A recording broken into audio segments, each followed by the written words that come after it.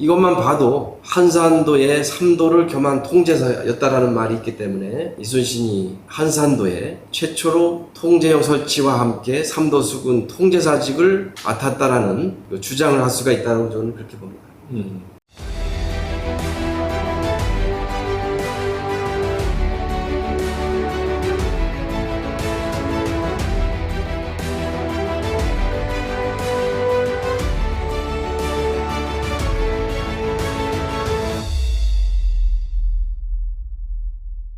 안녕하세요. 반갑습니다. 예, 노 박사님 오늘따라 엄청 더워서 많이 덥습니다. 건강 잘 챙기고 계시죠? 네, 그렇습니다. 잘 지내셨죠? 예. 오늘은 어떤 이야기를 좀 노 박사님하고 나누고 싶으냐 하면 지금 소위 우리가 알고 있는 3도 수군 통제영, 이 그동안 통영의 한산도로 알고 있었는데 통영의 한산도가 최초의 3도 수군 통제영이 아니라 여수가 그렇다라고 하는 일부 주장이 있는 걸로 알고 있거든요. 일부 정치인이나 그리고 학자들이 그런 주장을 하고 있는데 그동안 제가 알고 있던 내용하고도 좀 다르기도 하고 실제로 3도 수군 통제영의 최초 장소는 통영의 한산도가 맞는 거죠. 그렇습니다. 거기에 대해서 정확하게 역사적인 근거를 가지고 좀 정확하게 상세히 설명해 주시면 고맙고. 지금까지 이제 자료를 보면 우리나라 이제 대표적인 기관 문화재청, 서울대 규장각, 한국과학중앙연구원, 한국고전번역원 그 관계된 자료들이 사이트상으로 많이 남아 있습니다. 그 자료들을 보면은 이순신 장군이 1593년 7월에 통영으로 한산도로 진영을 옮기고 그때의 3도 수군 통제사직을 맡으면서 전시 상태다 보니까 제대로 규모는 갖추지 못한 상태에서 진영을 설치했다 또는 이제 영을 성취했다 이런 이야기가 있습니다. 그걸 기반으로 해서 모든 자료에는 최초의 통제영이 한산도다 이렇게 되어 있습니다. 그렇기 때문에 지금까지 모든 연구자들 또는 각 이순신 관계된 분들도 역시 그렇게 알고 있었는데 상황적인 논리로 충무공께서 여수 좌수영에 계실 때 전라 좌수영직을 맡으면서 그때의 3도 수군 통제사라는 직급을 받았기 때문에 그 받은 장소가 여수이기 때문에 3도 수군 통제영이 여수다라는 논리로 아마도 주장을 하는 것 같습니다. 그런데 어쨌든 상황적인 논리는 어느 부분 좀 이해갈 수도 있겠지만은 그렇다면은 다른 사례들을 봤을 때 다른 벼슬아치들의 겸직한 사례가 많죠. 그런 맥락에서 같은 해석으로 한다면은 그게 문제가 된단 말이죠. 분명히 충무공은 3도 수군 통제사직을 받은 것은 왜적들이 김해와 부산을 주둔하고 서진을 하기 위해서 호남 쪽을 공격하기 위해서 견례량을 자주 출입하는 상황이었죠. 그것을 막기 위해서는 어떻게 될까? 여수의 본영에서는 그걸 막으려면 한계가 있다는 거죠. 그래서 이순신은 이래가지고 안 되겠다. 한산도로 견례량 주변에 직접 통제할 수 있는 곳에서 진영을 설치하자라는 내용으로 왕에게, 선조에게 주청을 합니다. 그것이 받아들여졌고 그래서 이순신은 1593년 7월 15일에 한산도로 진영을 옮깁니다. 옮기고 8월에 3도 수군 통제사를 임시로 발령장은 늦게 받죠. 9월에 받지만은 앞서 먼저 근무를 하죠. 그래서 통제사직을 받으면서 그 동시에 통제영이 설치됐다라고 봅니다. 우선은 어떻게 해서 통제영으로 말할 수가 있느냐? 난중일기에 보면은 가보년 일기 7월 16일자를 보면 이순신이 한산도에 대해서 직접 언급한 이야기가 나옵니다. 한산도를 바다해자 진영영자를 써서 해영이라고 표기를 했습니다. 해영을 언급했고 여기에서 바로 명나라 장수인 장홍유를 만나게 됩니다. 본인이 직접 언급한 자료에 1차 사료에 해영으로 되어 있고 또 선조가 이순신에게 내린 교서 중에 선유호계 교서라는 왕의 교서가 있습니다. 이 교서도 2015년도에 제가 그것을 해독하면서 처음 밝혀진 내용인데요. 교서 제목을 보면은 경상도, 한산도 겸 3도 통제사 이런 제목 속에 이런 직함이 나옵니다. 이것만 봐도 한산도의 3도를 겸한 통제사였다라는 말이 있기 때문에 이순신이 한산도에 최초로 통제형 설치와 함께 3도 수군 통제사직을 맡았다라는 주장을 할 수가 있다고 저는 그렇게 봅니다.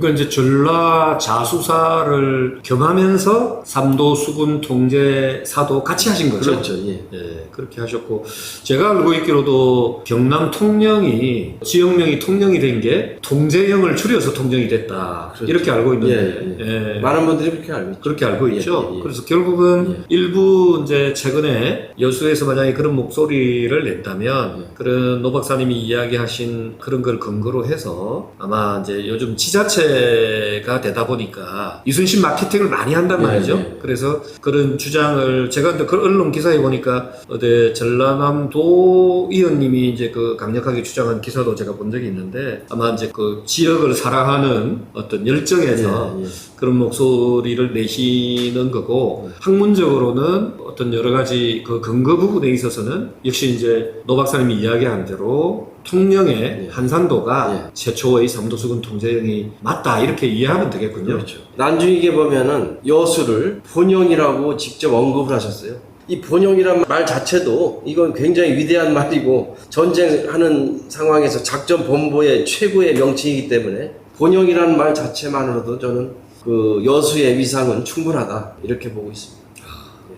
알겠습니다. 최초의 통제형 문제는 대충 이제 이해가 되고 그리고 제가 기사를 하나 접했는데 실경산수도 예를 들어서 한산도하고 그쪽 일대에 섬이 그려져 있는 그리고 특히 이순신 장군의 수루 그 다음에 한산 대첩 이후에 이순신 장군께서 갑옷을 벗고 좀 쉬었다라고 하는 해갑도라고 하는 그 섬이 그려져 있는 실경산수도가 발굴이 되었고 그거를 우리 노성석 박사님께서 학문적으로 해석을 한 기사를 봤는데 거기에 대해서 자세히 좀 설명을 해주시죠. 제가 그 그림을 접하게 된 것은 지금으로부터 한 8년 전입니다. 8년 전에 한 개인 소장자가 유일한 그림을 가지고 있다 이런 제보를 해왔고 그래서 그 만나서 그 그림을 봤더니 역시 한산도를 배경으로 한 그림이 맞았습니다. 그래서 처음에는 저 역시도 이게 뭐 그림은 맞는데 일단은 시기라든지 또 그때 당시 그림을 어떻게 좀 고증을 할 수 있을까 처음엔 상당히 난감했습니다.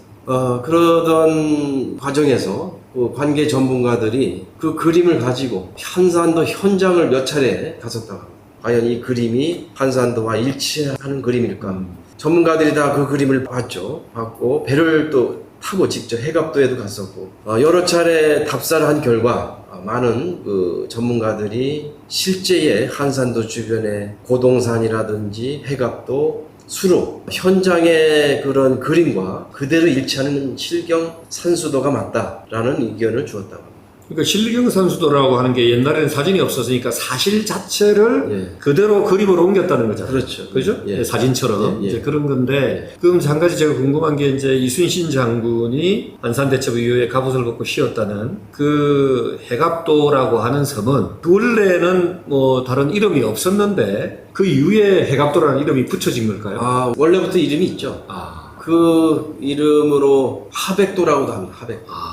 거기 자세히 보면은 해갑도 그림을 보거나 또 현장에 가서 그 현장을 보면 조그만한 섬에 움푹 파여진 곳이 있습니다. 거기에 바로 그림상에는 조그만한 그 기와 형태의 작은 집이 이제 그려져 있는데 그게 바로 용왕신을 모신 사당 형태의 규모로 갖춰진 거죠. 거기에서 용왕신을 제사 지냈던 것이죠. 그래서 거기에 원래 그 그림에는 하백 신당이라고 원래 띠지가 붙여져 있었어요. 처음에 봤을 때. 근데 소장자분이 왔다 갔다 하면서 그걸 아마 분실한 것 같습니다. 그래서 옛날에는 그것을 용왕신을 기도하는 이제 사당으로 썼던 것이고 또 충무은 이제 전란 중에 전쟁을 마치고 이제 한산 대첩 때만이라고 이제 이야기를 하는데 정확하게는 뭐 여러 해전일 수도 있겠죠. 해전을 끝나고 나면은 이제 그 해갑대에 오셔서 갑옷을 벗고 쉬었다라고 이제 부전으로 전해 오고 있습니다. 그래서 그 그림도 한 사람이 거기에 이제 그려져 있는데 우통을 벗고서 그려져 있죠. 그게 이제 이순신을 묘사하는 거겠죠. 그런 해갑도의 그런 그림이라든지 또 앞쪽에 보면은 수루가 그려져 있습니다. 난중이 일기에는 수루란 말이 나오고 또 수루에서 도배를 했다. 또 수루에 올라가서 불에 탔죠. 불에 타서 수리하는 공사하는 것을 감독했다. 이런 말이 나오는데 이게 대체 어떤 의미인지를 알 수가 없었죠. 수루에 올라가서 그것을 감독했다. 이게 무슨 말인지 몰랐는데 그림을 보니까 복층 구조로 되어 있다는 거죠. 그러니까 1층에 올라가서 2층에 수리하는 것을 봤다라는 의미인데 그게 바로 그림과 난중일 일기의 내용이 일치한다라고 볼 수가 있는 것이죠. 그리고 특히 그 수루 그림 위에 보면은 깃발이 꽂혀져 있죠. 그 깃발을 보면은 맨 위에 꽁깃이 달려 있고 그 밑에 수술이 있습니다. 이건 보통은 붉은 깃으로 이렇게 깃발 밑에 이제 다는데 그것을 주락이라고 하거든요. 근데 이 그림에는 주락이 아닌 파란 색깔로 그려져 있다는 거죠. 왜 그럴까요? 바로 파란색은 바다를 상징하고 수군을 상징합니다. 수군의 대장이기 때문에 파란색의 털을 거기에 달아놓은 것이죠. 그리고 옆에 보면 또 노란색 바탕에 빨간 테두리로 한 깃발이 있죠. 그게 인기라고 합니다. 인기. 인정할 인자에 깃발 기자인데 이것은 또 역시 대장기로서 대장을 의미하는 깃발이라고 합니다. 그래서 그런 꽁깃과 인기를 봤을 때 이순신 장군이 한산도에서 수루를 형태로 작전기지를 만들었고 거기에 항상 주둔했다라는 그런 의미로 이것을 해석할 수 있는 중요한 자료로 봐집니다. 다만 이게 시기가 문제인데요. 전문가는 이제 조선 후기에 그려졌다라고 이제 보고 있습니다. 그러나 또 소장자는 이게 이렇게 정면 묘사하듯이 정확하게 그렸는데 이게 후대 이걸 그릴 수가 있을까? 그 당대에 당시에 보고 그린 게 아닌가? 아니면은 또 다른 정교한 그림을 보고 누군가 그린 게 아닐까? 이렇게 추정을 하고 있습니다. 누가 그랬는지는 모르는 작자 미상이죠. 이름은 작자 없습니다. 예. 없지만은 화풍으로 봐서는 아주 정교한 그런 조선시대의 후기에 유행했던 당대의 화풍이 그대로 반영이 됐다라고 그 감정하는 전문가들이 의견을 주었습니다. 그래서 이것도 역시 이순신 장군이 한산도를 기반으로 수루를 중심으로 작전 본부로서 이순신 장군이 주둔했다라는 의미를 부여할 수 있는 중요한 그림이라고 볼 수가 있겠습니다. 그래, 제가 궁금해서 한 가지만 더 여쭤보겠는데, 저도 한산도를 여러 차례 갔거든요. 예. 이제 제성당을 갔고, 그 다음에 수루도 보고, 할터도 보고, 뭐 그렇게 했는데, 지금 그러면은 이순신 장군 때의 그 수루나 이런 위치가 지금 있는 그건 아니죠. 고정을 하고 한 거예요? 아, 예. 그래서 마치 아주 재밌고도 아주 중요한 말씀을 하셨는데요. 수루 형태가 지금에 있는 자리와 그림에 있는 자리 그대로 일치할까라고 해서 그 소장자가 여러 전문가를 모시고 문화재 관련 전문가도 현장을 답사하셨다고 합니다. 했는데 거의 뭐 인접한 그 부근으로 본다고 합니다. 네, 알겠습니다. 우리 동국대 여해연구소 학술위원장인 노성수 박사님께서는 평생을 또 여해 이순신을 위한 연구, 특히 이순신 장군의 난중일기에 대한 권위자로서 많은 역할을 하고 계신데 앞으로도 지속적으로 많은 깊은 연구를 통해서 이순신 정신을 선양할 수 있도록 더 많이 노력해 주실 것을 부탁드리면서 오늘은 이렇게 마무리하도록 하겠습니다. 네, 감사합니다. 예, 감사합니다. 네. 수고하셨습니다.